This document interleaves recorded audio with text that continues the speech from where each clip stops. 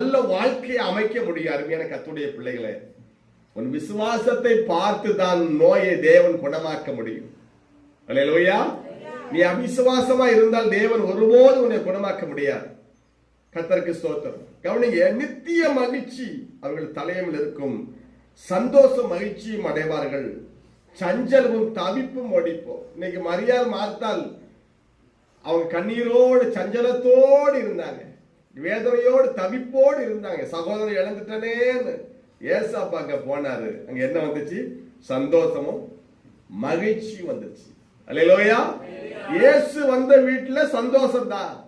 இயேசுவை ஏற்றுக்கொண்ட விசுவாசிகள் வாழ்க்கையில சந்தோஷம் தான். அல்லேலூயா. ஆமா, கர்த்தருக்கு ஸ்தோத்திரம். நீ இயேசுவை ஏற்றுக்கொண்டாலும் சில சபைக்கு போனாலும் அவங்களுக்குள்ள விசுவாசம் இருக்காது. விசுவாசம் இல்லாத போது உனக்கு சந்தோஷமும் இருக்காது, மகிழ்ச்சியும் இருக்காது.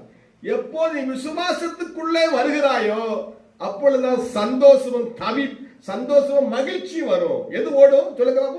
சஞ்சலமும் தவிப்பும் ஓடி போகும். அது மறைந்துடும். அது இருள். ஒளி வரும்போது இருள் தானாகவே மறைந்து ஓடிவிடும். அல்லேலூயா. விசுவாசத்தை நீங்க விடவே கூடாது. ஏசப்பா மேல ஒரு விசுவாசம் என்ன செய்யக்கூடாது? விடக்கூடாது. கர்த்தருக்கு ஸ்தோத்திரம். யோவான் 5ஆம் அதிகாரத்துல வாசிக்கிறோம். அது 8-9 வாசிக்கும் போது 38 வருடமாய் பெதஸ்தா என்ற குளத்திலே ஒருவன் படுத்த படுக்கையாக இருக்கிறான். அவனுக்கு உறவினர்கள் யாருமே இல்லை. அவன் ஒரு அனாதை போல. ஆண்டவரா ஏசப்பா வந்து கேட்கிறாரு, நீ சுகமாக விரும்புறியான்னு கேட்கிறாரு. அல்லேலூயா.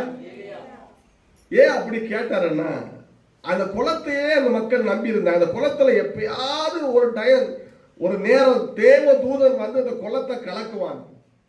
அந்த நேரத்தில் எப்பேற்பட்ட வியாதி உள்ளவனா இருந்தாலும் அந்த குளத்துல யாரு முந்தி இறங்குறானோ அவனுக்கு சுகமாயிரும் ஒரு நம்பிக்கை. எல்லாம் குளத்தண்டையில எல்லாம் படுத்து கிடக்கு. பெதஸ்தா குளத்தண்டையில. அல்லேலூயா. கர்த்தருக்கு ஸ்தோத்திரம். ஆனா ஏசப்பா தான் அவனை பார்த்து கேட்டாரு, நீ சுகமாக விரும்புறியான்னு கேட்டார். ஏன்னா 38 வருஷமா படுத்த படுக்கையா அங்கேயே கிடக்கையே, ஒரு ஆசீர்வாதம் இல்லாமையே இருக்கையே, உன் மனசுல சுகமாக விரும்புறியான்னு கேட்டார். அப்பதான் அவன் சொன்னான், ஆண்டவரே, என்னை குளம் கலக்கப்படும் பொழுது என்னை கொண்டு போய் விடுகிறதுக்கு ஆள் இல்லைன்னா. அல்லேலூயா. அப்ப எனக்கு மனசுல என்னுடைய விருப்பம் இருக்கு. நான் சுகமாக வேண்டும் என்று விருப்பம் எனக்கு உண்டுதான். எனக்கு உதவி செய்ய யாருமே இல்லை. நீ இன்றைக்கு எனக்கு உதவி செய்ய யாருமே இல்லையேன்னு கண்ணீரோடு இருக்கலாம். அல்லேலூயா.